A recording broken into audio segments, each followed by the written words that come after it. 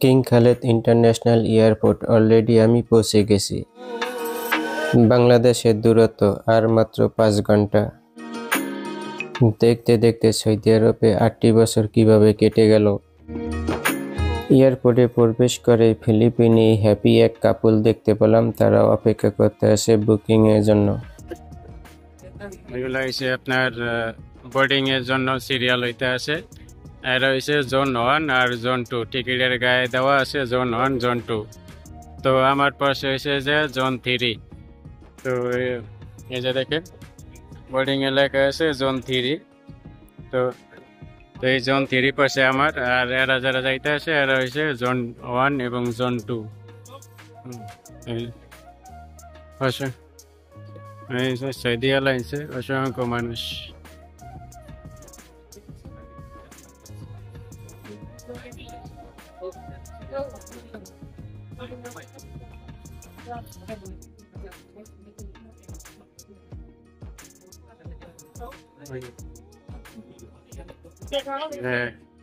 এই যে লাইন আছে জিগজ্যাগ লাইন, এক লাইন থেকে এক লাইন, এক লাইন থেকে এক লাইন, এরকম ভিতরে ঘুরে ঘুরে যাওয়া লাগে।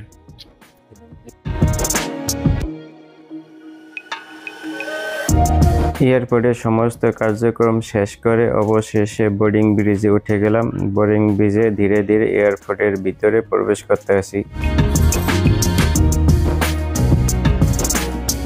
প্রবেশ করতে যাচ্ছি সেই কাঙ্ক্ষিত বিমানে, সৌদি এয়ারলাইন্স।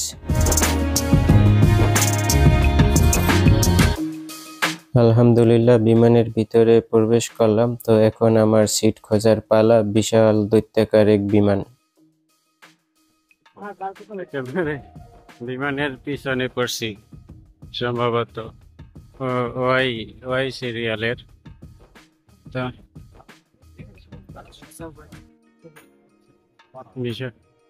বিশাল বিমান, 3 সিট করে, সবগুলার ভিতরে 3 সিট।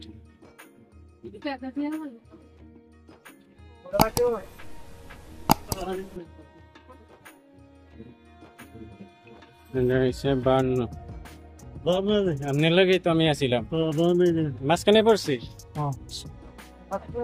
প্লেনের ভিতরে আসি, সিট সবাই ঢুকতে আছে, মাল সাবানা রাখতে আছে। তো আমাদের যে সিট 3 জন কইরা, একটা, দুইটা, একটা, 3টা,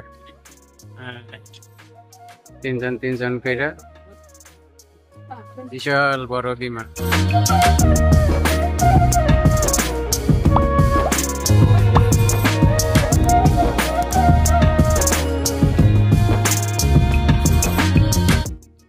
বিমানের হেডফোন, আপনার এই যে মনিটর থেকে গান গুন মুভি টুভি দেখার জন্য এই হেডফোন দেয়। যে একটা হেডফোন দিছে, আর সাথে এই যে কম্বল আছে একটা, ছোট একটা সিঙ্গেল কম্বল চাদরের মতন, এইগুলা দিছে, আর একটা হেডফোন দিছে।